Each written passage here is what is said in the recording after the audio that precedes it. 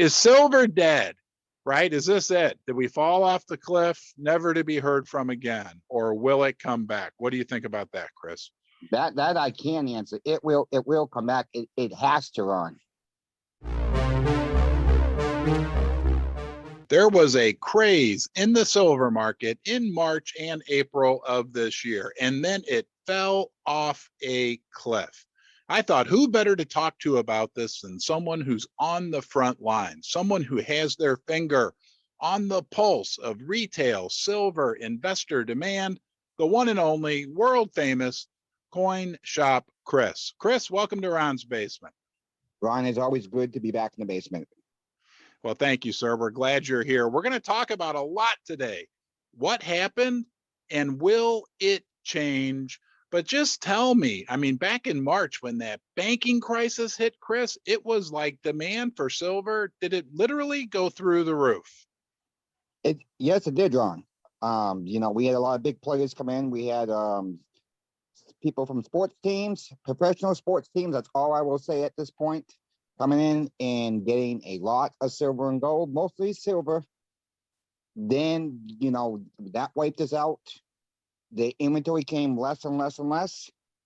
And then it died. Yeah, well, but like premium shot up, right? I mean, I know at my local coin shop, who always has silver, the little cabinet where they have all the silver, it was empty. I mean, it was crazy, wasn't it? It was absolutely crazy, and more crazy, Ron. I mean, I had people come in for 3-4 ounces, up to thousands of ounces at a time. Wow. I mean, go ahead. I'm sorry, Chris. That's all right. I still have this one young girl that comes in almost on a daily basis. We talked about this before. She's a waitress at a local restaurant. She has been continuously coming in buying 1 ounce a day or so. Wow. Her father, she's about 25 years old, and I know we don't have a lot of young people on this channel, and that's really too bad. But you have to start young to build your stack up. I mean, really, to build your stack up. Yeah, you can do it at our age, Ron, but it's a lot harder. Yeah, Chris, I have to apologize to everybody who's joined us right now. I forgot to warn them that later in this video, you and I are going to get into a heated argument, a knockdown drag out. So I had to throw that in there. Okay. Yes, we are going to get in an argument. But before we do that, Ron. Oh, no, right. Yeah. Go ahead. I would just like to ask everybody to like, share, and subscribe. Let's get this information out, and let's show everybody that Ron and I don't always agree on something. That's right. And Chris, that craze occurred because of the banking crisis. And later in the video, we're going to talk about why that could change. But tell me a little bit, in particular, junk silver became super popular. And for everybody watching who doesn't know what junk silver is, it's 90%, generally speaking, coinage minted by the U.S. Mint, 1964 and earlier. Do I have that correct, Chris? That is correct, Ron. That is correct. And you also got to keep in mind, a lot of people don't like this type of silver. It's a 40%, which is 65 to 1970 in the half dollars. Okay. But we talk about a craze that occurred in silver, but there was even a little micro craze on top of that, would you say, for junk silver during that period? Absolutely. I mean, and junk silver is still one of the hardest ones to get. I mean, people are selling it back. It's just, that's one of the hardest ones to get because they don't make it no more. The people who have it are really hanging on to that type of silver. Yep. Everything else, they can make some more of it. So like the 5 ounce bars, the 10 ounce bars, your 1 ounce rounds, your 1 ounce bars, whatever the case may be, those are starting to come back online more and more. Okay. Now we're starting to see that we had that little low there. Things are starting to pick up the last 2 days. So we had the craze, right? Yep. And it was like you couldn't get silver. You're hearing about, records being set. Andy Schechtman's, I don't know, added how many customers. I heard talked to a couple people who said they sold more silver and gold during, like, I think it was the month of March, than they had sold in the whole previous year combined. And then it's really weird what happened all of a sudden, and you could almost feel it. It's like everything dropped off a cliff. I can even say, from running a YouTube channel that is micro focused on silver and gold, that's what you get when you come to Ron's Basement, a community where we talk about silver and gold. So don't forget to subscribe and give this video a thumbs up. Nonetheless, views on the channel kind of fell off a cliff right at the same time that you and I were talking a lot, that sales in the retail investor coin shop area fell off a cliff as well. I mean, it was just really strange. It just like stopped almost, it felt like, overnight. Well, I mean, there could be a couple things. But they don't talk about it on the news, Ron. The bank system kind of like got thrown out of the way. The news was not talking about it. Now there's some more news out there. More banks could go down by the end of June. It's hard to point fingers at this, that, or what, this, wherever. Kids are coming out of school now. Right. People don't have, maybe the extra cash to throw at silver and gold right now, or even platinum for our friend Neil. Yes, Neil, I still think about you too, Neil. So, I mean, Neil, the platinum god. Well, but it was weird when it died. The premium still, from what I'm seeing, looking at premium, the premium still stayed. I mean, the premiums didn't drop; they stayed high. Correct. And they're still high, and I think a lot of it is because the dealers out there are still charging premiums because they took a loss at the beginning of all this. Yeah. I mean, they need to recoup their money. We don't, at our shop, Ron, we don't really, we go with kind of like the market, but the market's calling for higher premiums. Yeah, you can get a lot of silver right now for less than $30 an ounce. I think no matter what type of silver it is, $30 an ounce or under, after taxes, shipping, it's a steal. Let's talk about what's going on right now, because from what I'm hearing, and I want to get your take on this, there have been some signs of life coming back to the silver market. And then I want to talk about, will it get better, sustainably better, and share my thoughts and hear your thoughts on that as well. And then we got our knockdown, drag out argument. But Chris, are there signs of life right now? Are you seeing any improvement from kind of that 3-week period where it just seemed like everything was dead? To be honest with you, right now, I cannot say yes or no. I mean, yeah, we've had a couple big sales that have come through. Mm-hmm. But I mean, did we have the big sales the last 3 weeks? No. But I mean, it's hard to say. I really would need another week or two to really answer that question, Aaron. Okay. I mean, all right. That's really be my honest opinion on that, because I think if we see more banks fill, it's going to be a run. Yeah. Yeah. We're going to talk about that, Chris. And Chris, I just want to tell you, Chris, we appreciate your honesty. I'm a straight shooter with you, Ron. And, I mean, that's a hard question because I've seen 2 days in a row with bigger sales, and that's not enough to really say which way it's going to go yet. You know what my dad used to say to me when I was a kid? And he wouldn't use this word because I don't cuss on my channel, but he would sometimes say I'm as full of poop as a Christmas goose. I never understood what that meant. I don't either. We'll have to get him on and ask him. Is silver dead? Right? Is this it? Did we fall off the cliff, never to be heard from again? Or will it come back? What do you think about that, Chris? That I can answer. It will come back. It has to run. I mean, at this point, could we see a little pullback? Yeah, but we could. Mm-hmm. I'm still going to stick to my $2,800 silver by the end of October of this year. By Halloween, I think we're going to see $28 silver, if not more. Okay. Okay. For your gold bear there, you're going to have to wait a little bit past January or February of next year, buddy, because unless something really breaks bad, we could get $2,500 gold by next February. Yeah, hey, thanks a lot, Chris. You just ticked off the gold bear, and I'm the one who has to live with him down here. So thank you. I appreciate that. Well, just give him another cookie. So is silver dead? I would point to a couple things. First, when we look at what happened with the craze that occurred right back in March, April, I mean, like off the charts demand for physical silver from retail investors, and then off the charts to off a cliff, right? Just went crashing down.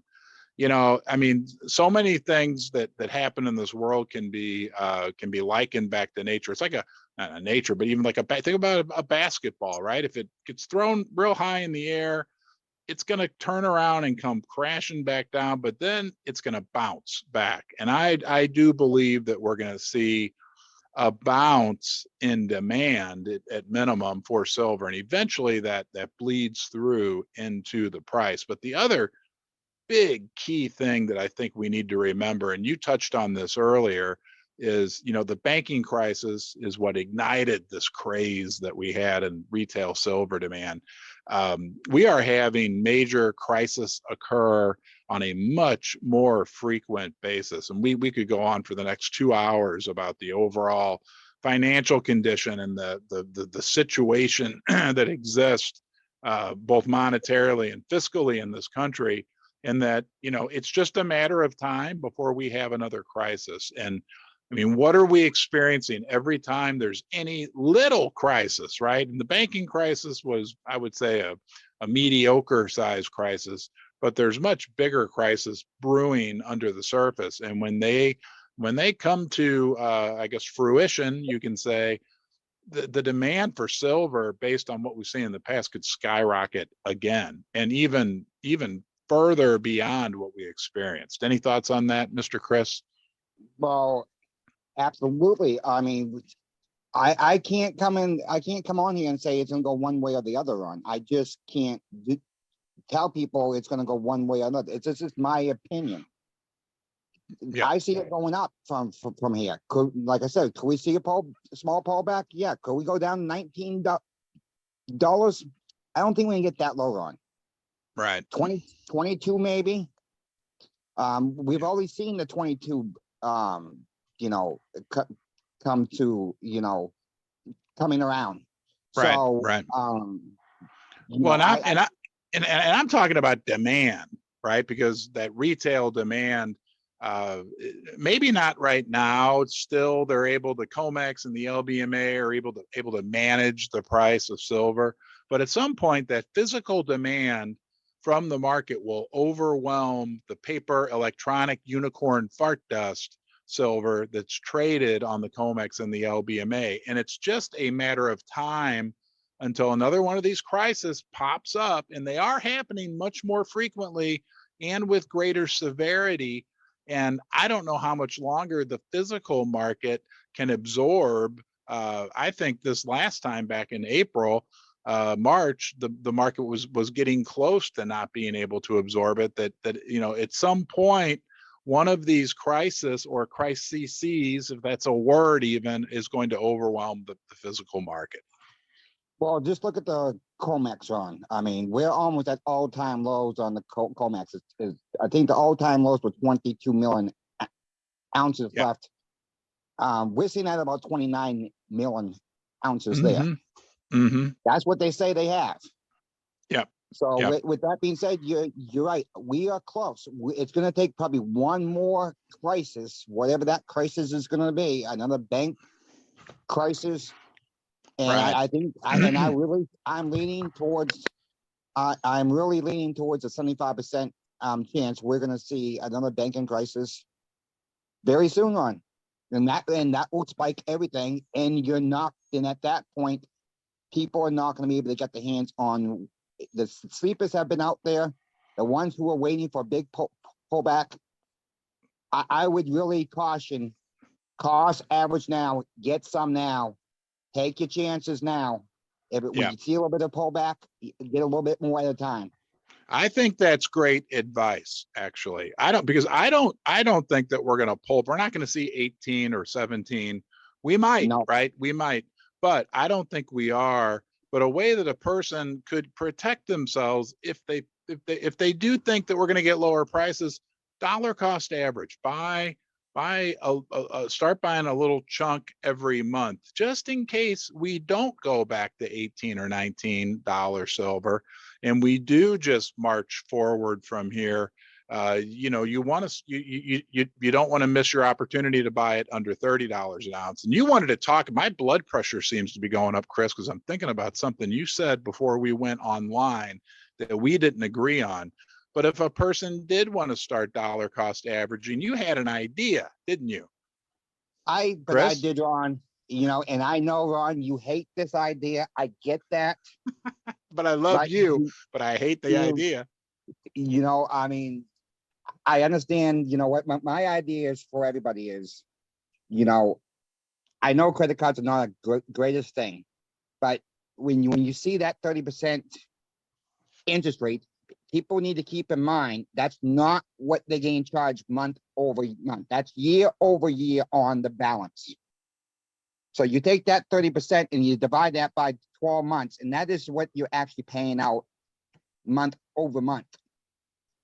So if somebody can't afford $1,000 for silver now, but don't have all the money in you, but you can afford $400 or $500 of it, you make that one first payment, carry the balance over, pay that little bit of interest on it, and it's a few bucks. Yeah, I don't like credit cards. Here, I've got one I'm going to show everybody. There you go. Your That's fake a credit card. First Bank credit card, just in case you didn't know what a credit card is.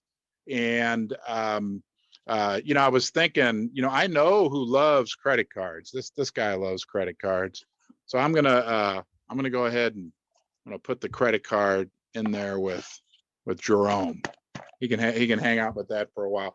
Yeah, I'm not one. I would recommend, and you and I don't agree on this, and that's great, right? I mean, nobody says we have to agree on anything. People out there are either going to agree with you or agree with me, and there's really not a right or wrong answer. But I say only buy silver or gold with money that you have in excess of. Don't go into debt to buy silver and gold. But you know, you bring up a valid point, I guess.